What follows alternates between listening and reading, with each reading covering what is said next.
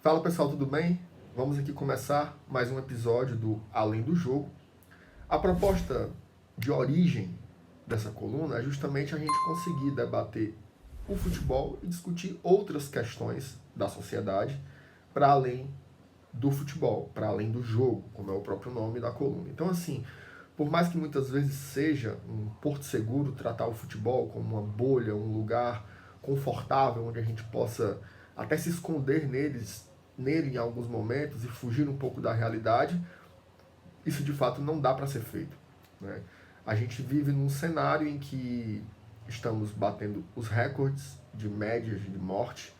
Ontem, no dia anterior à gravação dessa coluna, batemos o recorde em valores absolutos também por dia na pandemia no Brasil, chegando a quase 3 mil mortes.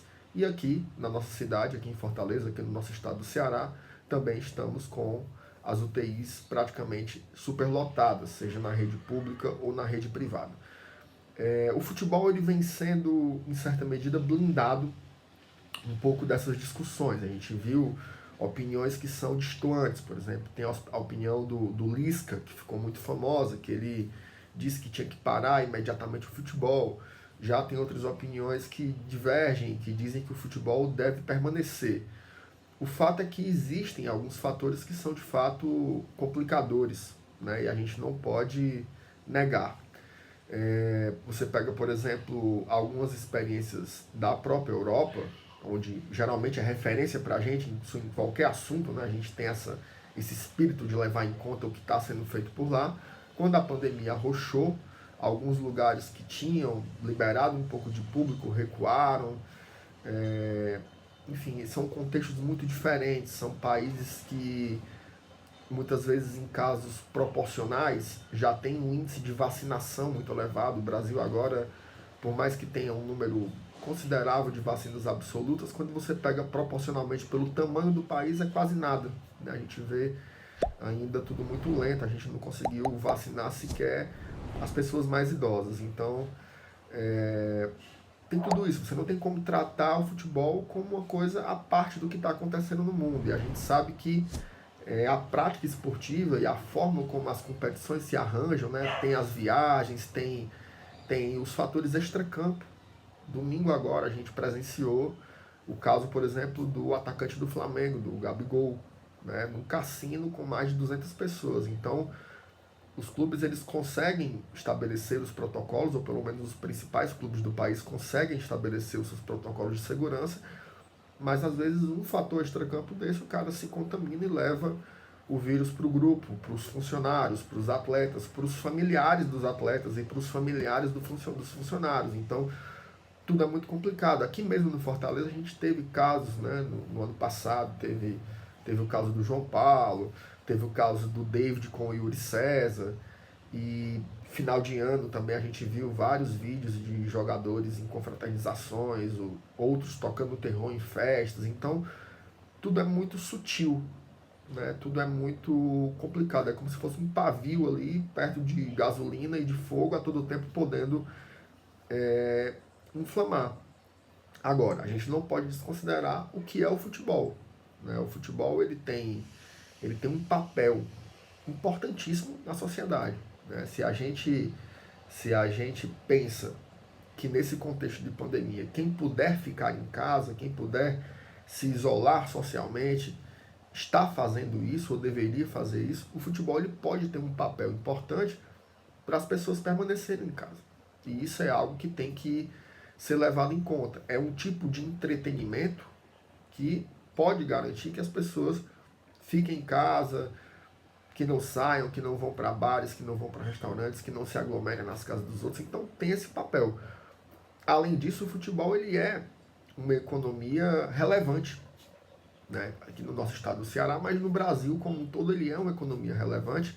Você tem centenas de empregos diretos e indiretos, além dos funcionários dos clubes, tem os funcionários das lojas, tem quem produz conteúdo, tem a imprensa esportiva. Quando tinha público nos estádios, tinha a questão do turismo, da hotelaria, enfim, é algo que movimenta a economia local. Né?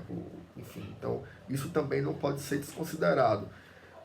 Com a paralisação no ano passado, a gente viu que teve efeitos severos, né? Só aqueles 4 meses em que o futebol ficou parado, isso já gerou efeitos perversos em diversos clubes. Aqui mesmo no Fortaleza a gente teve muita dificuldade, né, para manter o clube sanado, para pagar as dívidas, para pagar os salários. Então você tem pouquíssimo apoio da CBF. O máximo que a CBF fez foi emprestar dinheiro para os clubes sem juros. Então não é exatamente um apoio, né, para uma instituição que ela é bilionária. Só com os amistosos da seleção ela faz dinheiro como se fosse lama, e o que ela pode fazer pelos seus parceiros, pelos clubes que garantem o acontecimento das competições, é apenas oferecer empréstimo de dinheiro. Então, assim, não dá para desconsiderar que o futebol tem essa relevância, e por isso que eu acho que, mesmo num contexto tão complexo, o futebol ele pode funcionar, né? Ele pode existir.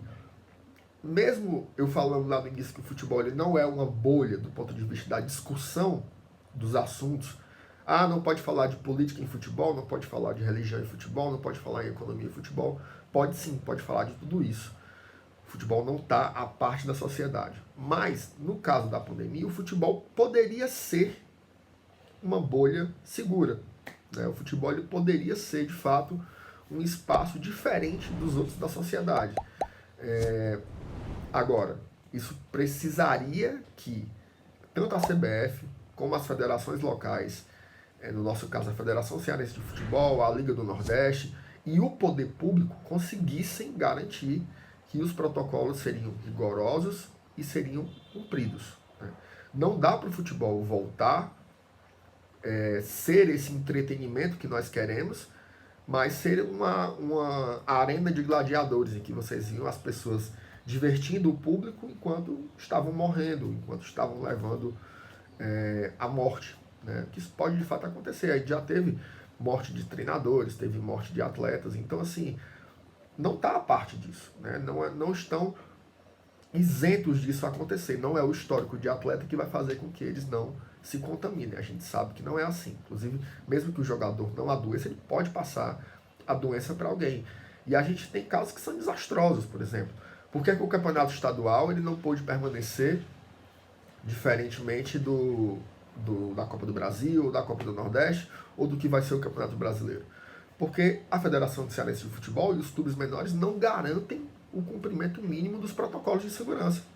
Não garantem os testes 48 horas antes de todas as partidas, não garantem o isolamento social, as medidas sanitárias dentro do clube, higienização de academia, dos alimentos e tudo mais. Então não tem como. Para vocês terem uma ideia, no Pernambuco, os clubes menores que não fazem testes, eles fazem questionários para os jogadores. E aí, você está com coriza, sua garganta está bem, você teve febre. O jogador que for assintomático, ele jamais vai ser pego numa entrevista, então ele pode estar jogando contaminado. Então, assim, é possível ter futebol na pandemia? Sim, é possível ter futebol mesmo na pandemia, mas é necessário que as autoridades elas cumpram com os protocolos, que elas tornem os protocolos mais rigorosos, que elas punam os clubes e os atletas que descumprem as medidas sanitárias. Nesse momento, para o futebol funcionar, é mais ou menos como que tem que acontecer para a sociedade funcionar. O quê?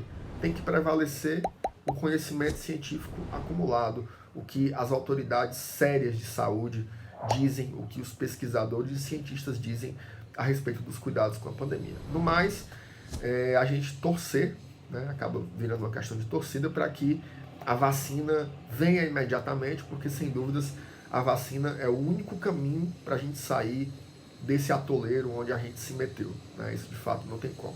Peço desculpas a vocês alguns ruídos, mas a gente está em casa, então tem o som da filha, da esposa, do cachorro, então tudo isso faz parte. É a nossa nova realidade. Eu espero que você também esteja em casa vendo esse vídeo, esteja pensando um pouco sobre isso, né?